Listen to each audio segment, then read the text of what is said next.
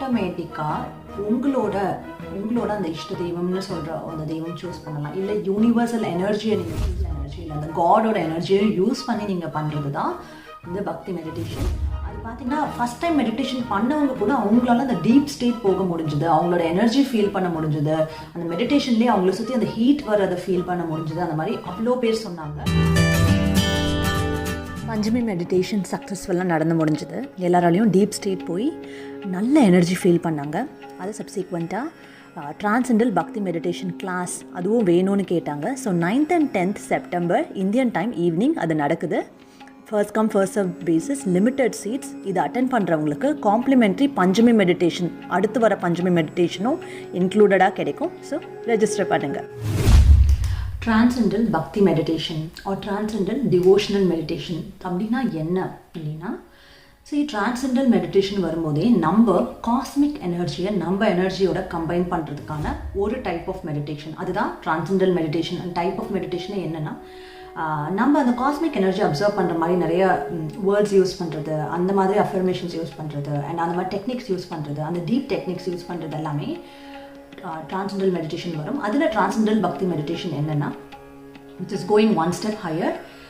இந்த one step higher நீங்கள் போய் என்ன பண்ணுவீங்க, நீங்கள் ஆட்டோமேட்டிக்காக உங்களோட அந்த இஷ்ட தெய்வம்னு சொல்கிற அந்த தெய்வம் சூஸ் பண்ணலாம். இல்லை யூனிவர்சல் எனர்ஜியை நீங்கள் சூஸ் பண்ணிக்கலாம். ஸோ அவங்களுக்கு கூட இந்த டைரக்ட் கனெக்ஷன் எஸ்டாப்ளிஷ் பண்ணி அதன் மூலமாக உங்களோட எனர்ஜி மட்டும் நீங்கள் யூஸ் பண்ணாமல் அந்த யூனிவர்சல் எனர்ஜி இல்லை அந்த காடோட எனர்ஜியை யூஸ் பண்ணி நீங்கள் பண்ணுறது தான் இந்த பக்தி மெடிடேஷன். அண்ட் இது லாஸ்ட் டைம் நம்ம நாக பஞ்சமி மெடிடேஷன் பண்ணோம், வாராகி நாக பஞ்சமி மெடிடேஷன் பண்ணோம். அதில் இதை அந்த மெடிடேஷன் செஷனில் இதை ட்ரை பண்ணி பார்த்தப்போ ட்ரெமெண்டஸ் பாசிட்டிவ் ரிசல்ட்ஸ் கிடைச்சிது. அவ்வளோ பாசிட்டிவ் ரிசல்ட்ஸ் கிடைச்சிது. அது பார்த்திங்கன்னா ஃபஸ்ட் டைம் மெடிடேஷன் பண்ணவங்க கூட அவங்களால அந்த டீப் ஸ்டேட் போக முடிஞ்சுது, அவங்களோட எனர்ஜி ஃபீல் பண்ண முடிஞ்சுது, அந்த மெடிடேஷன்லேயே அவங்கள சுற்றி அந்த ஹீட் வரதை ஃபீல் பண்ண முடிஞ்சுது. அந்த மாதிரி அவ்வளோ பேர் சொன்னாங்க.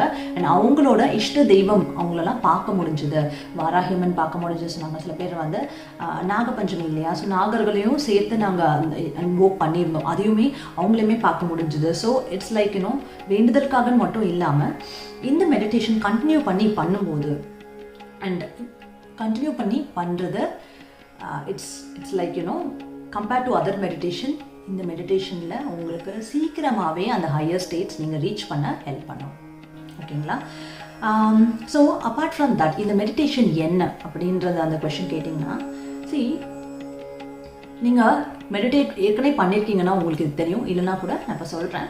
மெடிடேஷன் நம்ம பண்ணும்போது நம்ம மெயினாக கான்சென்ட்ரேட் பண்ணுறது என்னென்னா நம்ம மைண்டோட ஆக்டிவிட்டி, நம்ம பிரெயினில் வர தாட்ஸ் கண்ட்ரோல் பண்ணுறது, இல்லை தாட்ஸை ஃபுல்லாக ஸ்டாப் பண்ணுறது, இல்லை ஒரு தாட்டில் கான்சென்ட்ரேட் பண்ணுறது, இந்த மாதிரி தான் டிஃப்ரெண்ட் டைப்ஸ் ஆஃப் மெடிடேஷன் பண்ணுவாங்க.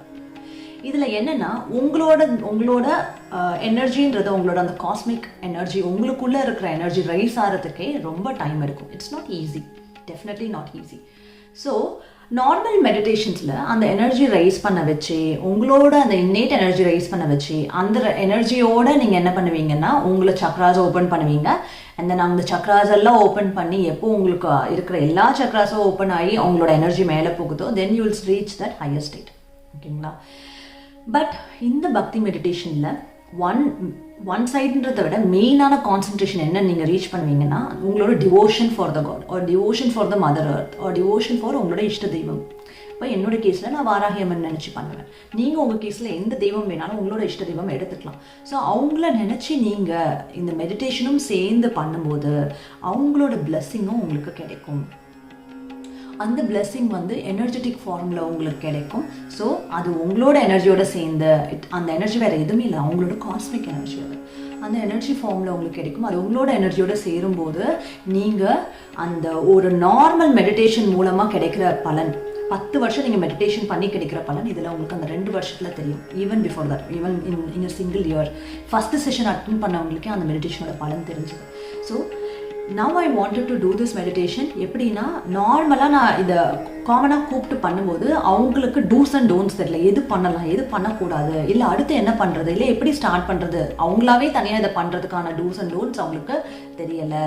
அதுக்காக இந்த மெடிடேஷன் சொல்லி கொடுக்கறதுக்காகவே நான் ஒரு செஷன் பிளான் பண்ணுறேன். அந்த செஷன் தான் 9th and 10th September. So like next week நடக்குது.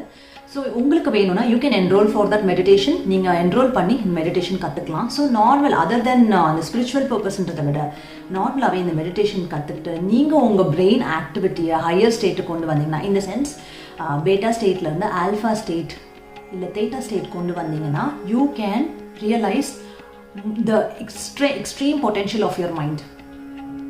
நம்ம பிரெயினோட பொட்டென்ஷியல் நம்ம வந்து இது வரைக்கும் ஒரு 5% கூட டிஸ்கவர் பண்ணலை. நம்ம பிரெயினால் என்னென்ன பண்ண முடியுன்றதே நம்ம டிஸ்கவர் பண்ணாமல் இருக்கோம். நீங்கள் இதை கண்டினியூஸாக ப்ராக்டிஸ் பண்ணி, இந்த மெடிடேஷன் கண்டினியூஸாக ப்ராக்டிஸ் பண்ணும்போது உங்கள் மனசில் அப்படி ஒரு ஆனந்தம் உங்களுக்கு வர ஆரம்பிக்கும், ஒரு எக்ஸ்டென்சிவ். ஒரு விஷயம் நீங்கள் தெரிஞ்சுக்கிட்டீங்கன்னா, நம்ம எப்போவுமே நம்மளோட சந்தோஷன்றது வேற எதை பேஸ் பண்ணியும் இருக்கக்கூடாது, நம்மளோட துக்கம்ன்றதும் வேற எதை பேஸ் பண்ணியும் இருக்கக்கூடாது. அந்த சமநிலை கொண்டு வர்றது தான் மெடிடேஷனோட பேசிக்கான விஷயமே. அப்போது எதுவாக இருந்தாலுமே வந்து நீங்கள் சாதாரணமாக நீங்கள் மட்டும் நீங்கள் தனியாக இருந்தாலே நீங்கள் சந்தோஷமாக தான் இருப்பீங்க. அந்த எக்ஸ்டசி கொண்டு வர்றது தான் அந்த மெடிடேஷன். யோசிச்சு பாருங்களேன், அந்த ஒரு சுச்சுவேஷன் வந்து அந்த எக்ஸ்டட்டிக் ஃபீல் எல்லாருமே ஃபீல் பண்ணுறீங்க அப்படின்னா ஹஸ்பண்ட் அண்ட் ஒய்ஃப்குள்ளே பிரச்சனை வராது, ரிலேட்டிவ்ஸ்குள்ளே பிரச்சனை வராது, எல்லாருமே சந்தோஷமாக தான் இருப்பீங்க. ஒரு குடும்பத்தில் உங்கள் எல்லாருக்கிட்டையுமே அந்த சந்தோஷம் மட்டும்தான் தெரியும், வேறு எதுவுமே தெரியாது. ஸோ ஆப்வியஸாக ரிலேஷன்ஷிப் ப்ராப்ளம் ஸ்டாப் ஆகிடும். நீங்கள் அந்த எக்ஸ்டட்டிக் ஸ்டேட்டில் இருக்கீங்களோ அப்போ நீங்கள் வந்து இப்போ கல்யாணத்துக்கு பார்க்குறீங்க, ரிலேஷன்ஷிப் பார்த்துட்ருக்கேன் அப்படின்னா அந்த மாதிரி ஒரு பர்சனை அட்ராக்ட் பண்ணுவீங்க. So you become a very ideal couple. உங்கள் லைஃப்பை இன்னும் சந்தோஷமாக எடுத்துகிட்டு போகிற மாதிரி தான் ஒரு பர்சனை நீங்கள் மீட் பண்ணுவீங்க. இதையும் தாண்டி உங்கள் பிரெயினோட பொட்டென்ஷியல் இதில் எக்ஸ்ட்ரீமாக என்ஹான்ஸ் ஆகும்.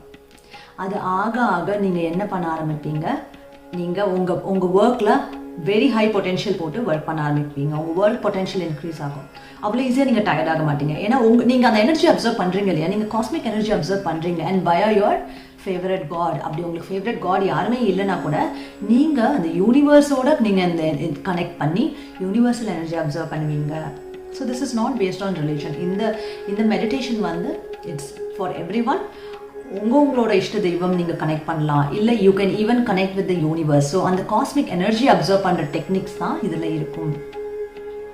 ஸோ இந்த டெக்னிக்ஸ் யூஸ் பண்ணி நீங்கள் கண்டினியூஸாக பண்ணும்போது it's very good for you, for your entire life. படிக்கிறவங்களா இருந்தால் இன்னுமே ரொம்ப நல்லது. நீங்கள் கம்மியான டைமில் பார்த்ததுமே உங்கள் மைண்டில் அந்த விஷயங்கள் ஏறுற மாதிரி உங்கள் பிரெயின் அவ்வளோ ஷார்ப் ஆகிடும். சரி, நான் இதை பண்ண ஆரம்பிச்சப்பறம் பார்த்தீங்கன்னா I was getting this photographic memory. இந்த மெடிடேஷன் மட்டும் தான், வேறு எதுவுமே நான் பண்ணல, மெடிடேஷன் மட்டும் தான் பண்ணேன். I followed the techniques. And நான் சொல்லியிருக்கேன் இல்லையா, I got guidance directly from the spirit guides. I got guidance from என்னோட ஸ்பிரிட் கைட் வேறு யாரும் இல்லை, என்னோட spirit guide is Bhakti Yogam. So I was able to get her guidance directly because என்னோட state of mind வந்து it was getting enhanced day by day. ஏன்னா நான் அதை அவ்வளோ ரெகுலராக ரிலீஜியஸ் என்ன பண்ணிட்டு இருந்தேன். ஸோ அதே மாதிரி நீங்களும் பண்ணணும். இதுக்கு வந்து முக்கியமான விஷயமே ப்ராக்டிஸ் வேணும், ஓகேங்களா? But this bhakti meditation is the best. நான் எவ்வளோ மெடிடேஷன் டெக்னிக்ஸ் ட்ரை பண்ணேங்க, மைண்ட்ஃபுல்னஸ் ட்ரை பண்ணேன், கிரியா யோகா, சக்ரா மெடிடேஷன், இது எல்லாமே வந்து it's like I didn't learn it from any one, but I found how to do that meditation. I tried it.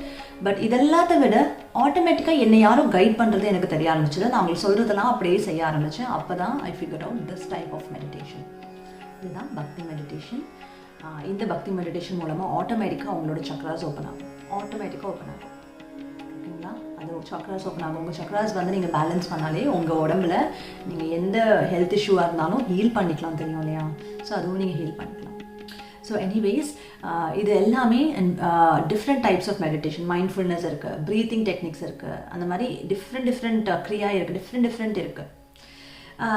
And Buddhist type of meditation, adella inno different. So this is a type which I felt it is working. It has worked out on people for the first time அவங்க try பண்ணப்போ கூட அவங்களுக்கு work out ஆச்சு.